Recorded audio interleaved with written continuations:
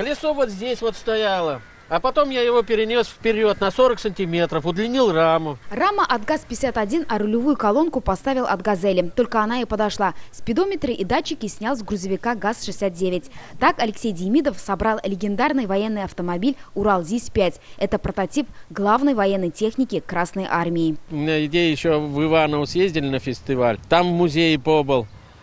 И решил, вот приехал и соорудить такие машины. Думаю, получится.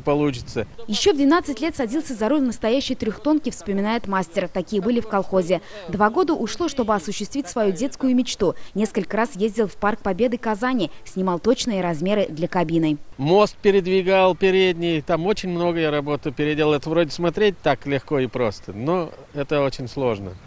Особенно в домашних условиях, когда все приходится вручную ковать.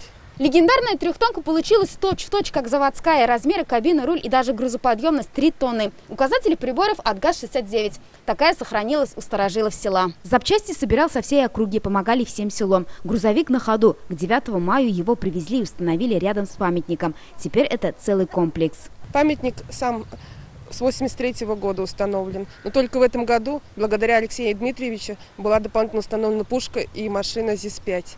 Это очень большое имеет значение для села. Это макет 45-миллиметровой пушки. Еще одна работа мастера. Именно такие советские пушки в первые годы войны противостояли немцам. Все размеры, все совпадает, только вот колеса тоже от ГАЗ-69 настоящих не нашел. Когда первый раз увидели эту технику, мы были в шоке, потому что такое увидеть на самом деле и наяву, это очень, во-первых, трогательно и интересно.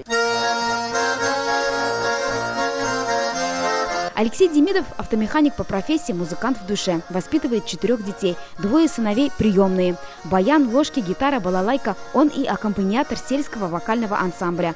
Вместе с сыновьями теперь механик-музыкант мечтает собрать мотоцикл ИЖ-49 и на нем под звуки «Катюши» проехать на параде Победы. Юльза Хамидуллина, Эрик Хабибуллин, ТНВ, Новошишминский район.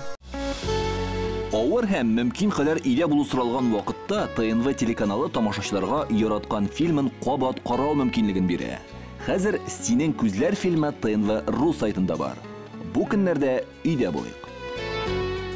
Все новости дня, выпуски программы «Новости Татарстана», программы и фильмы на сайте tnv.ru и на YouTube-канале ТНВ. Подписывайтесь.